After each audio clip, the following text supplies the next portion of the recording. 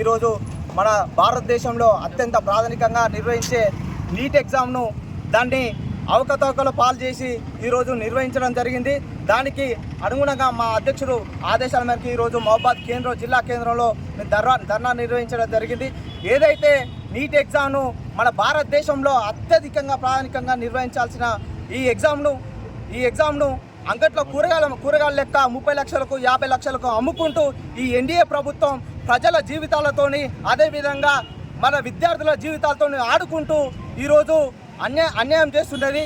ఏదైతే ఇంతవరకు ఈ నీట్ ఎగ్జామ్ అనేది మన దేశంలో ఏ రోజు కూడా ఇంత అద్మానంగా నిర్వహించలేదు. ఏ రోజైనా ఫస్ట్ ర్యాంకు సాధించాలంటే 1-2 ఫస్ట్ ర్యాంకులే వచ్చేది. ఈరోజు దారుణంగా 67 ఫస్ట్ ర్యాంకులు రావడం జరిగింది. ఒకవేళ ఫస్ట్ ర్యాంకు రావాలంటే 180 ప్రశ్నలకు 720 మార్కులు రావాలి.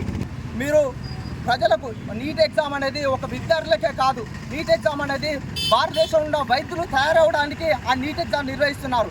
కాబట్టి భారతదేశంలో ఉన్న వైద్యులు వాళ్ళకు సబ్జెక్ట్ లేకుండా ఎలాంటి అవగాహన లేకుండా వాళ్ళు ర్యాంకులు సాధిస్తే రానున్న రోజుల్లో మన ప్రజలు హాస్పిటల్కి పోతే వాళ్ళు ఏం ట్రీట్మెంట్ చేస్తారు. కాబట్టి మీరు అందరూ పాల్పడ్డ వీళ్ళకు అధికారులకు మరియు జూనియర్ ఇంజనీర్ గారు చాలామంది అధికారులు వాటికి నిరసన తెలుపుతూ ఈరోజు మోడీ దిష్టిబొమ్మను జిల్లా కేంద్రంలో ధర్నా చేయడం జరిగింది.